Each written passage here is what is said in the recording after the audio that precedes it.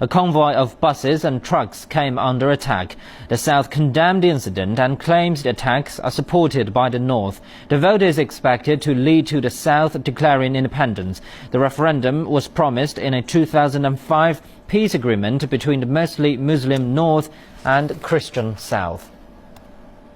The referendum for independence or unity in southern Sudan is being compared to the dawn of democracy in South Africa in 1994. Some members of the Sudanese community living in South Africa say they will return home as soon as their country becomes independent. Renita Khan reports.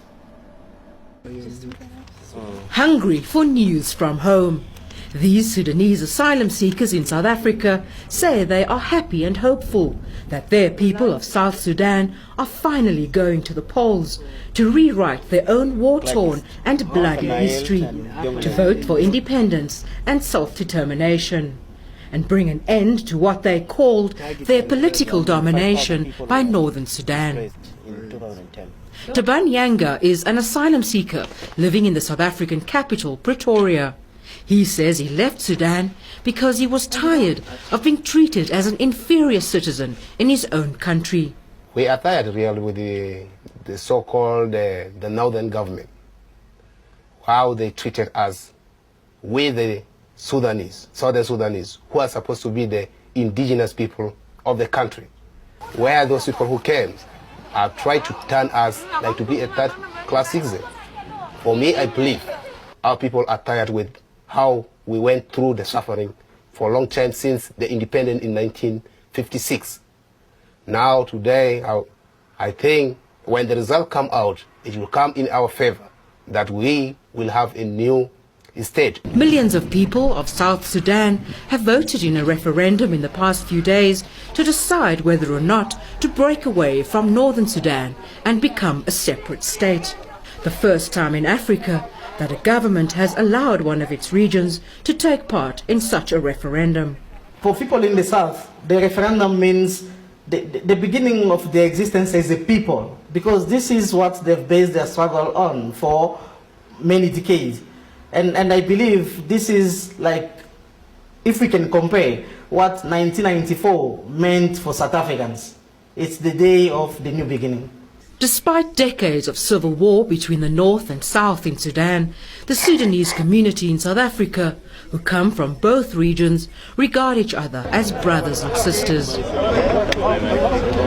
And that's the kind of future many here want to see after the creation of a new, independent Southern Sudan. This referendum, it will be very important to us who are outside the country. Of course, we feel that today, if we vote, people vote, and the result come out in succession. And we'll be very happy to see that all of us who are in South Africa are going back to home. I wish all the best for all the Sudanese people, whether in South or North. Although we're living together for all along this period, and we are wishing best life for all of us, wherever we are staying, inside or outside Sudan. Political analysts say this referendum is just the beginning of a long process of building a viable state in South Sudan. They say it's imperative that the international community commits adequate resources for post-conflict development in South Sudan. If it doesn't happen, they say, this referendum will be little more than a deferred dream for the people of the South. Renata Khan, CCTV, Pretoria. Spain has started the year by adding a tough law that forbids smoking in enclosed areas or close to hospitals and schools. The new legislation might hurt the business of cafes and restaurants, the very places where socializing takes place across the country. But authorities insist that it's a matter of public health and a cost-cutting measure because tobacco-related diseases are a heavy burden on the nation trying to put out its finances in order. Karen Burke reports from Madrid. Many observers consider the new anti-tobacco rules as the strictest in Europe. It is forbidden to smoke in enclosed places such as restaurants, cafes and bars, as well as at airports or train stations. Smoking will also be illegal at casinos, dance venues and TV studios. Lit cigarettes are no longer to be allowed within close proximity of hospitals and in open-air school playgrounds. The law also only allows hotels to reserve 30% of their rooms for smokers, which must be separated from no smoking quarters. The government has now tightened the anti-smoking rules that were introduced in 2006, in which smoking was banned in the workplace. Now Madrid is extending the prohibition, arguing that the healthcare of smokers is costing the state finances a fortune at a time when savings are being imposed by the crisis. In fact, each time a pack of cigarettes in Spain is sold at around €4, the estimated cost in terms of public healthcare has been calculated at €100. The law is confusing because the state earns a lot of money with the taxes on tobacco, but now we have this prohibition.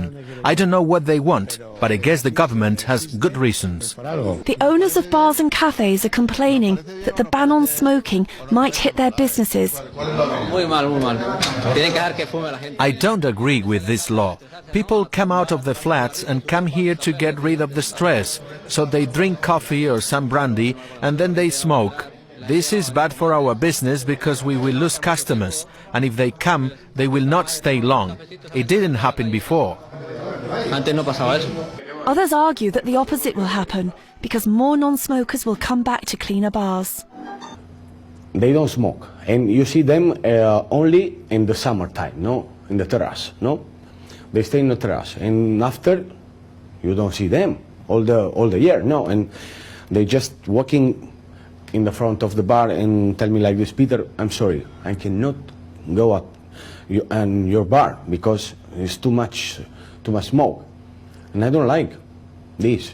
And then see you next summer. According to an anti-smoking organisation in Madrid, this new legislation is clear progress for Spanish society because it will help smokers to give up their unhealthy habit. The tightening of the anti-smoking law is also beneficial for the health of children, because when minors are with adults, they can't move away from the smoke, so now they will be better protected.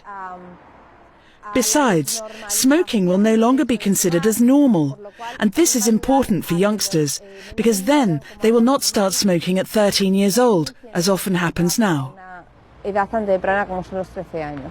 Smoking in Spain will never be the same again. This is a big social change for the country that first introduced tobacco to Europe almost 5 centuries ago. Karen Birch, CCTV, Madrid. Intellectual property rights protection is now a hot topic around the world because of the huge economic implications. The Chinese government has been taking special action on IPR protection since last November. Li Wanmei takes a look at the achievements made during the past few months.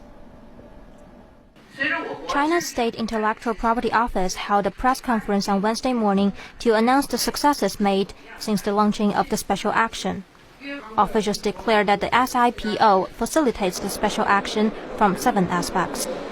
And by doing so, numbers of patent dispute cases which have been resolved increased by more than 70% within 2 months. And the market environment has also improved. This special action aims to keep regular economic order in our market and make the whole of society realize the importance of IPR protection by waging a war against illegal IPR infringement crimes.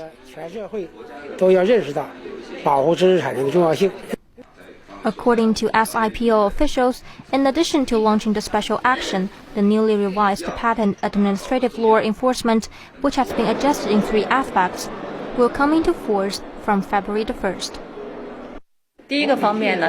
First of all, the purpose of legislation and the scope of implementation have been adjusted. Second, related law enforcement authorities have been specified. And third, administrative enforcement procedures have become more regulated.